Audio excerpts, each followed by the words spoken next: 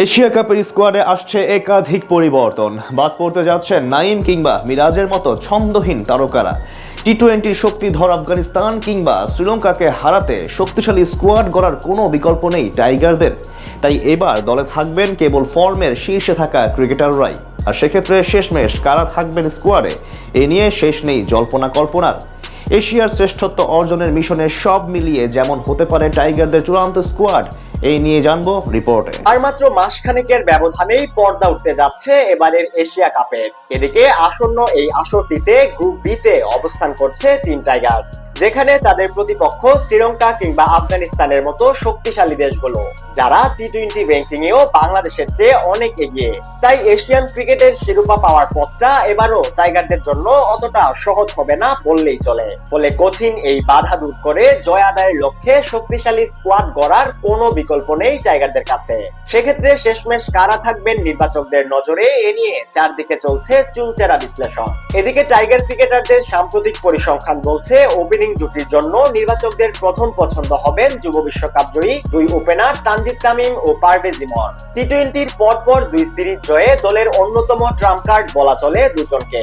তাদের ভয়ডরহীন টি-20 সুলভ আক্রমণাত্মক ব্যাটিং এর সুবাদে সংক্ষিপ্ত ফরম্যাটে এবছর সর্বোচ্চ ছক্কার রেকর্ডও গড়েছে টাইগাররা।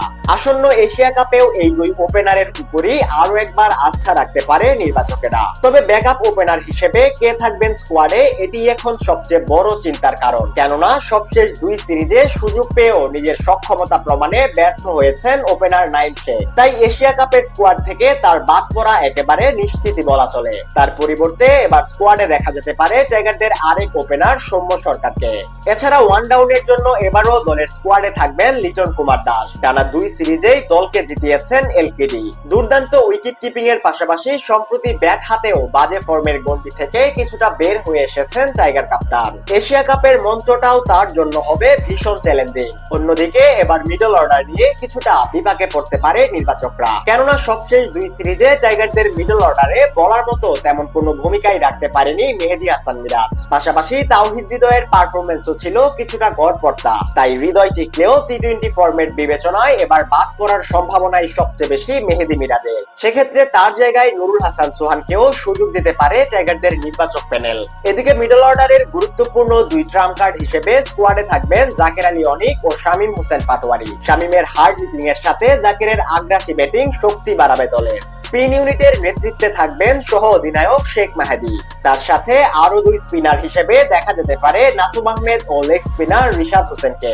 অন্যদিকে দলের পেস ইউনিটের মূল দায়িত্বে থাকবে কাটার মাস্টার মুস্তাফিজুর রহমান। তার সাথে স্কোয়াডে থাকবেন দেশসেরা পেসার তাসকিন আহমেদ। 3 নম্বর পেসার হিসেবে দেখা যেতে পারে দুর্দান্ত ছন্দে থাকা তানজিম সাকিবকে।